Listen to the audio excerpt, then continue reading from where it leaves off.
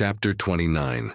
Before the housemaid had lit their fire the next day, or the sun gained any power over a cold, gloomy morning in January, Marianne, only half-dressed, was kneeling against one of the window seats for the sake of all the little light she could command from it, and writing as fast as a continual flow of tears would permit her.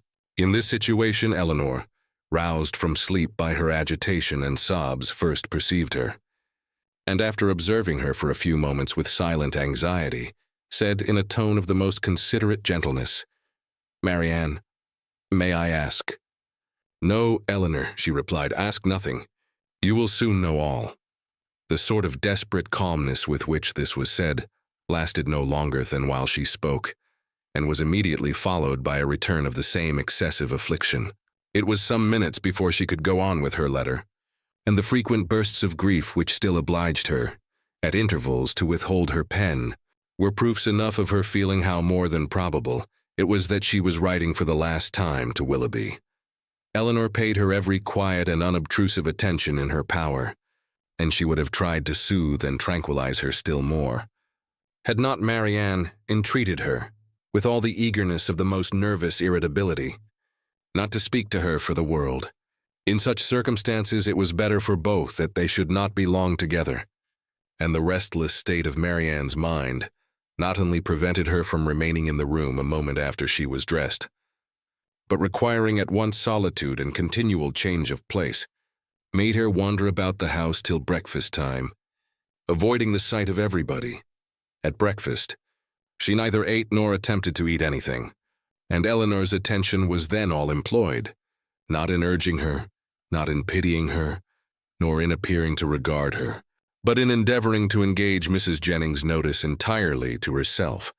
As this was a favorite meal with Mrs. Jennings, it lasted a considerable time, and they were just setting themselves after it round the common working table, when a letter was delivered to Marianne, which she eagerly caught from the servant, and turning of a death-like paleness, instantly ran out of the room. Eleanor, who saw as plainly by this as if she had seen the direction that it must come from Willoughby, felt immediately such a sickness at heart as made her hardly able to hold up her head, and sat in such a general tremor as made her fear it impossible to escape Mrs. Jennings's notice. That good lady, however, saw only that Marianne had received a letter from Willoughby, which appeared to her a very good joke, and which she treated accordingly by hoping, with a laugh, that she would find it to her liking. Of Eleanor's distress, she was too busily employed in measuring lengths of worsted for her rug to see anything at all, and calmly continuing her talk as soon as Marianne disappeared, she said, "Upon my word, I never saw a young woman so desperately in love in my life. My girls were nothing to her, and yet they used to be foolish enough, but as for Miss Marianne, she is quite an altered creature. I hope from the bottom of my heart he won't keep her waiting much longer, for it is quite grievous to see her look so ill and forlorn. Pray, when are they to be married?" Eleanor, though never less disposed to speak than at that moment, obliged herself to answer such an attack as this, and therefore, trying to smile, replied, "And have you really, ma'am, talked yourself into a persuasion of my sister's being engaged to Mr. Willoughby? I thought it had been only a joke, but so serious a question seems to imply more, and I must beg, therefore, that you will not deceive yourself any longer. I do assure you that nothing would surprise me more than to hear of their being going to be married. For shame, Miss Dashwood. How can you talk so? Don't we all know that it must be a match, that they were over head and ears in love with each other from the first moment they met? Did not I see them together in Devonshire every day and all day long? And did not I know that your sister came to town with me on purpose to buy wedding clothes? Come, this won't do, because you are so sly about it yourself. You think nobody else has any senses. But it is no such thing, I can tell you, for it has been known all over town this ever so long. I tell everybody about it, and so does Charlotte." "Indeed, ma'am," said Eleanor very seriously, "you are mistaken. Indeed, you're doing a very unkind thing in spreading the report, and you will find that you have, though you will not believe me now." Mrs. Jennings laughed again, but Eleanor had not spirits to say more, and eager, at all events, to know what Willoughby had written, hurried away to their room where, on opening the door, she saw Marianne stretched on the bed, almost choked by grief, one letter in her hand, and 2 or 3 others lying by her. Eleanor drew near, but without saying a word, and seating herself on the bed, took her hand, kissed her affectionately several times, and then gave way to a burst of tears, which at first was scarcely less violent than Marianne's. The latter, though unable to speak, seemed to feel all the tenderness of this behavior, and after some time thus spent in joint affliction, she put all the letters into Eleanor's hands, and then covering her face with her handkerchief, almost screamed with agony. Eleanor, who knew that such grief, shocking as it was to witness it, must have its course, watched by her till this excess of suffering had somewhat spent itself, and then turning eagerly to Willoughby's letter, read as follows: Bond Street, January, my dear madam. I have just had the honor of receiving your letter, for which I beg to return my sincere acknowledgments. I am much concerned to find there was anything in my behavior last night that did not meet your approbation, and though I am quite at a loss to discover in what point I could be so unfortunate as to offend you, I entreat your forgiveness of what I can assure you to have been perfectly unintentional. I shall never reflect on my former acquaintance with your family in Devonshire without the most grateful pleasure, and flatter myself it will not be broken by any mistake or misapprehension of my actions. My esteem for your whole family is very sincere, but if I have been so unfortunate to give rise to a belief of more than I felt or meant to express, I shall reproach myself for not having been more guarded in my professions of that esteem. That I should ever have meant more, you will allow to be impossible, when you understand that my affections have been long engaged elsewhere, and it will not be many weeks, I believe, before this engagement is fulfilled. It is with great regret that I obey your commands of returning the letters with which I have been honored from you, and the lock of hair which you so obligingly bestowed on me. I am, dear madam, your most obedient humble servant, John Willoughby. With what indignation such a letter as this must be read by Miss Dashwood may be imagined, though aware, before she began it, that it must bring a confession of his inconstancy, and confirm their separation forever. She was not aware that such language could be suffered to announce it, nor could she have supposed Willoughby capable of departing so far from the appearance of every honorable and delicate feeling, so far from the common decorum of a gentleman, as to send a letter so impudently cruel, a letter which, instead of bringing with his desire of a release any professions of regret, acknowledged no breach of faith, denied all peculiar affection whatever, a letter of which every line was an insult, and which proclaimed its writer to be deep in hardened villainy.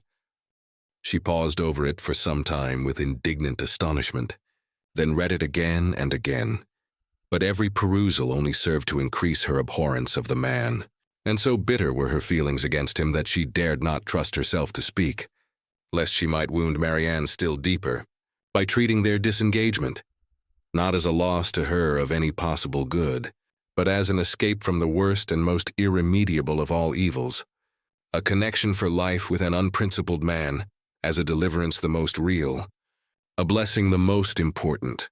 In her earnest meditations on the contents of the letter, on the depravity of that mind which could dictate it, and probably on the very different mind, a very different person who had no other connection whatever with the affair than what her heart gave him with everything that passed, Eleanor forgot the immediate distress of her sister, forgot that she had 3 letters on her lap yet unread, and so entirely forgot how long she had been in the room, that when on hearing a carriage drive up to the door, she went to the window to see who could be coming so unreasonably early.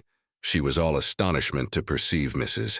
Jennings's chariot, which she knew had not been ordered till 1, determined not to quit. Marianne, though hopeless of contributing at present to her ease, she hurried away to excuse herself from attending Mrs. Jennings, on account of her sister being indisposed. Mrs. Jennings, with a thoroughly good-humored concern for its cause, admitted the excuse most readily, and Eleanor, after seeing her safe off, returned to Marianne, whom she found attempting to rise from the bed, and whom she reached just in time to prevent her from falling on the floor, faint and giddy from a long want of proper rest and food, for it was many days since she had any appetite, and many nights since she had really slept, and now, when her mind was no longer supported by the fever of suspense, The consequence of all this was felt in an aching head, a weakened stomach, and a general nervous faintness. A glass of wine, which Eleanor procured for her directly, made her more comfortable, and she was at last able to express some sense of her kindness by saying, "Poor Eleanor, how unhappy I make you." "I only wish," replied her sister, "there were anything I could do, which might be of comfort to you." This, as everything else would have been, was too much for Marianne, who could only exclaim, in the anguish of her heart, "Oh, Eleanor, I am miserable indeed," before her voice was entirely lost in sobs. Eleanor could no longer witness this torrent of unresisted grief in silence. "Exert yourself, dear Marianne," she cried, "if you would not kill yourself and all who love you. Think of your mother. Think of her misery while you suffer. For her sake you must exert yourself." I cannot," cried Marianne. Leave me if I distress you. Leave me, hate me, forget me. But do not torture me so. Oh, how easy for those who have no sorrow of their own to talk of exertion. Happy, happy Eleanor, you cannot have an idea of what I suffer. Do you call me happy, Marianne? Ah, if you knew. And can you believe me to be so while I see you so wretched? Forgive me, throwing her arms round her sister's neck. I know you feel for me. I know what a heart you have, but yet you must be happy. Edward loves you. What can do away such happiness as that? Many, many circumstances, said Eleanor solemnly. No, cried Marianne wildly. He loves you and only you. You can have no grief. I can have no pleasure while I see you in this state, and you will never see me otherwise. Mine is a misery which nothing can do away. You must not talk so, Marianne. Have you no comforts, no friends? Is your loss such as leaves no opening for consolation? Much as you suffer now, think of what you would have suffered if the discovery of his character had been delayed to a later period. If your engagement had been carried on 4 months and months, as it might have been, before he chose to put an end to it, every additional day of unhappy confidence on your side would have made the blow more dreadful. Engagement, cried Marianne. There has been no engagement. No engagement. No, he is not so unworthy as you believe him. He has broken no faith with me, but he told you that he loved you. Yes, no, never, absolutely.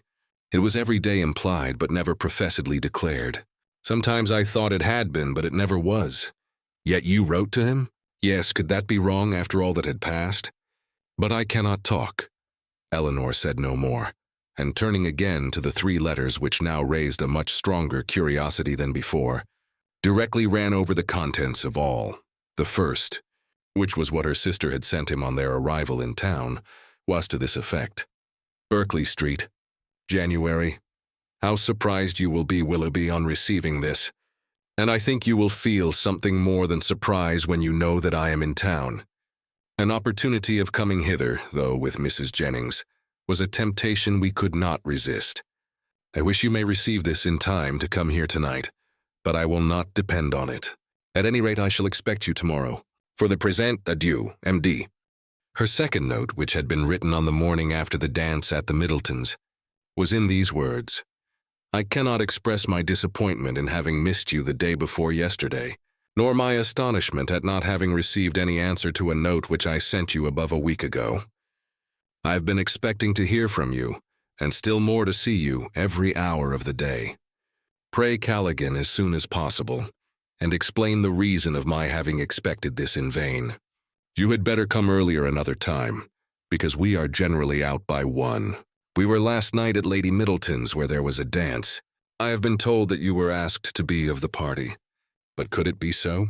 You must be very much altered indeed since we parted, if that could be the case and you not there.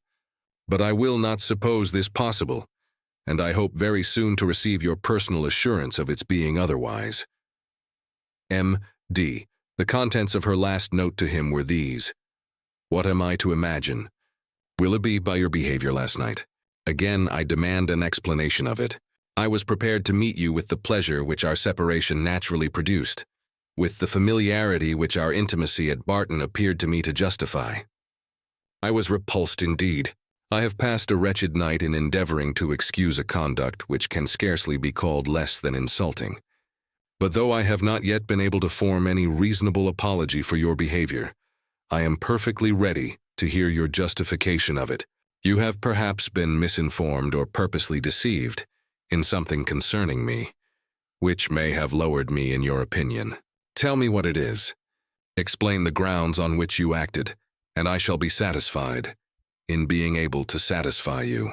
It would grieve me indeed to be obliged to think ill of you, but if I am to do it, if I am to learn that you are not what we have hitherto believed you, that your regard for us all was insincere, that your behavior to me was intended only to deceive, let it be told as soon as possible. My feelings are at present in a state of dreadful indecision.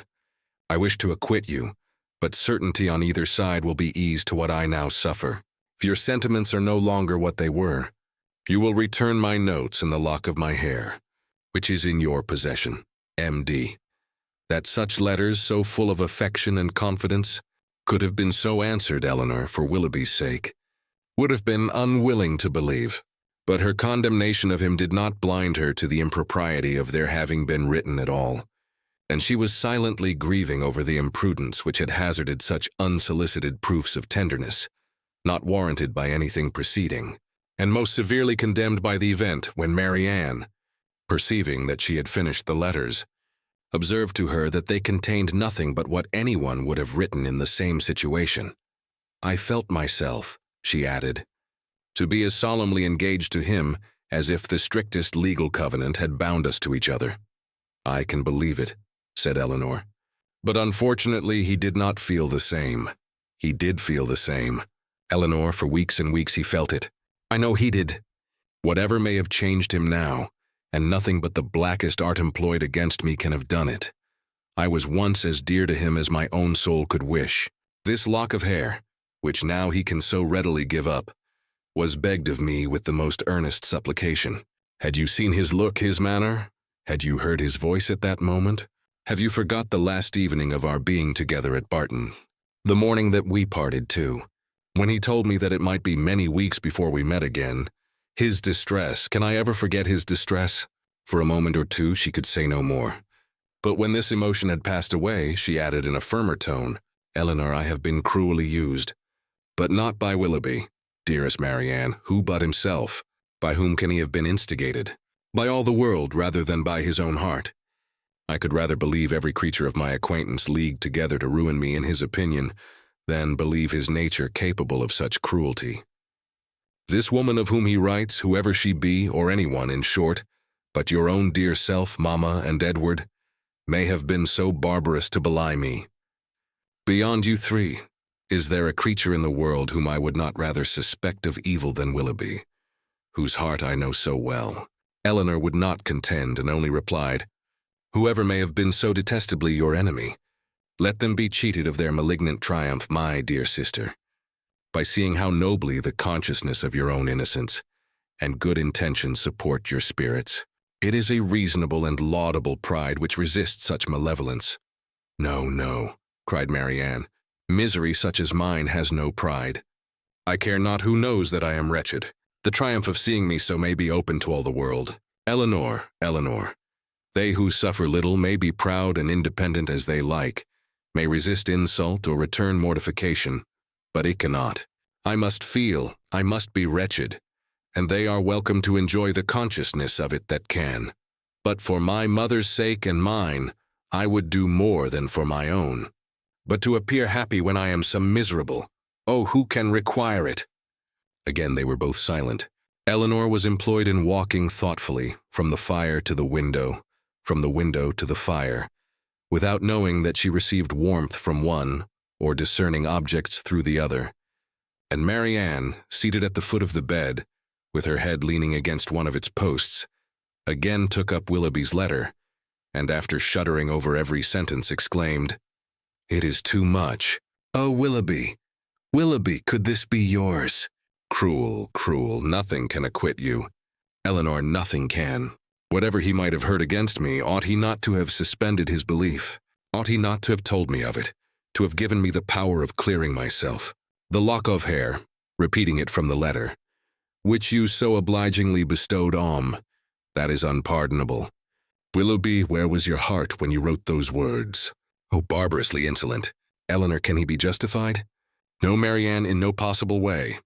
And yet this woman, who knows what her art may have been, how long it may have been premeditated, and how deeply contrived by her. Who is she? Who can she be? Whom did I ever hear him talk of as young and attractive among his female acquaintance? Oh, no one, no one. He talked to me only of myself. Another pause ensued. Marianne was greatly agitated, and it ended thus. Eleanor, I must go home. I must go and comfort Mamma. Cannot we be gone tomorrow? Tomorrow, Marianne. Yes, why should I stay here? I came only for Willoughby's sake, and now who cares for me? Who regards me? It would be impossible to go tomorrow. We owe Mrs. Jennings much more than civility, and civility of the commonest kind must prevent such a hasty removal as that. Well, then, another day or two, perhaps. But I cannot stay here long. I cannot stay to endure the questions and remarks of all these people. The Middletons and Palmers, how am I to bear their pity? The pity of such a woman as Lady Middleton. Oh, what would he say to that? Eleanor advised her to lie down again, and for a moment she did so. But no attitude could give her ease, and in restless pain of mind and body, she moved from one posture to another, still growing more and more hysterical. Her sister could with difficulty keep her on the bed at all, and for some time was fearful of being constrained to call for assistance. Some lavender drops, however, which she was at length persuaded to take, were of use, and from that time till Mrs. Jennings returned, she continued on the bed, quiet and motionless.